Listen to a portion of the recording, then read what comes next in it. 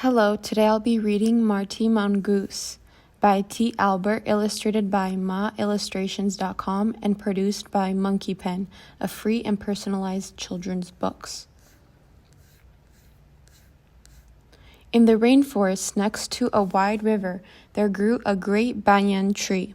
This tree was ancient and provided a home for the many animals living in the area. Henrietta Heron had a beautiful nest high atop the banyan tree.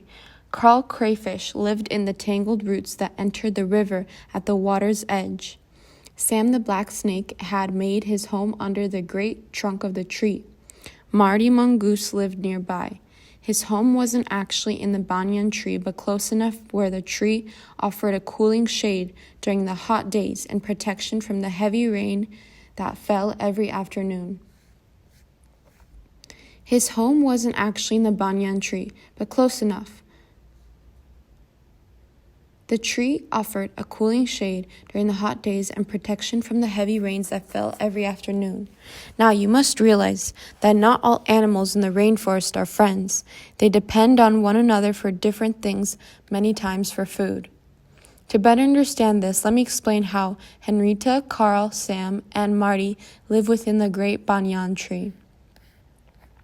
Henrietta Heron had built her nest by the river so that she could be close to the food that she usually ate.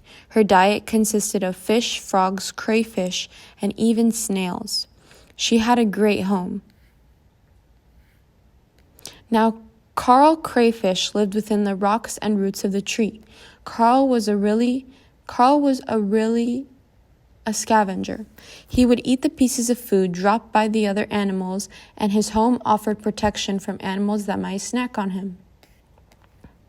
Sam the black snake made his home under the great banyan tree as it was close to many things he liked to eat.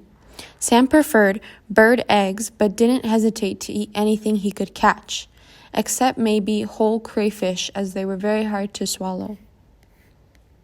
Can you guess what Marty Mongoose liked to eat? Well, if you said snakes, then you are absolutely correct.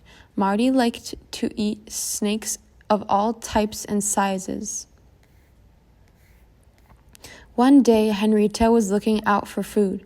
When she returned to her nest, she found that 2 of her eggs were gone. Oh, how sad she was.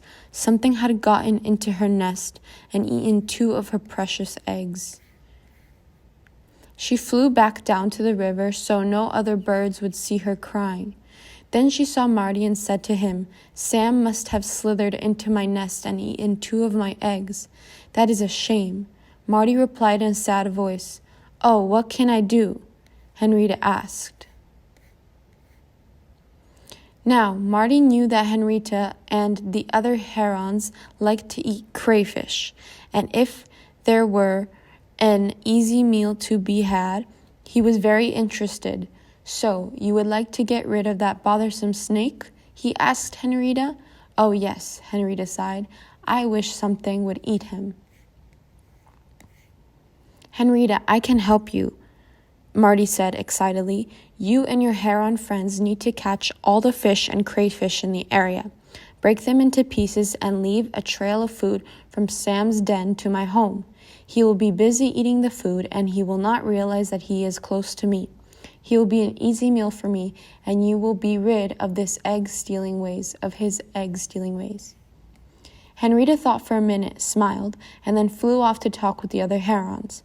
Soon the herons had captured all the fish, crayfish, even poor Carl, and made the trail of food between the snake's den and the home of the mongoose. Then they returned to their nest to watch. As Sam slithered out of his den, he was surprised to see all the fresh snacks just lying on the ground. "Yummy, yummy," he thought to himself as he began eating. It wasn't long before Sam had eaten his way to Marty's home. As Sam opened his mouth to eat the last snack, Marty jumped out from the bushes. Well, I don't have to tell you what happened because you already know. But in case you don't, there was a big burp, and Marty returned home. "Did you see that?" Henrietta asked the other herons. "Now our eggs are safe." Several days passed. Marty was hungry, but there was no snakes in the area. The other snakes saw how Sam had been tricked, so they left to find a safer home.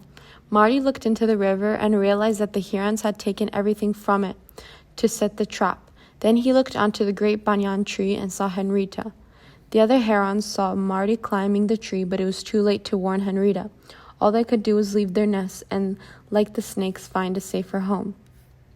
Now Marty was alone. There was no food in the area and no reason for him to stay in his nice home, protected by the great banyan tree.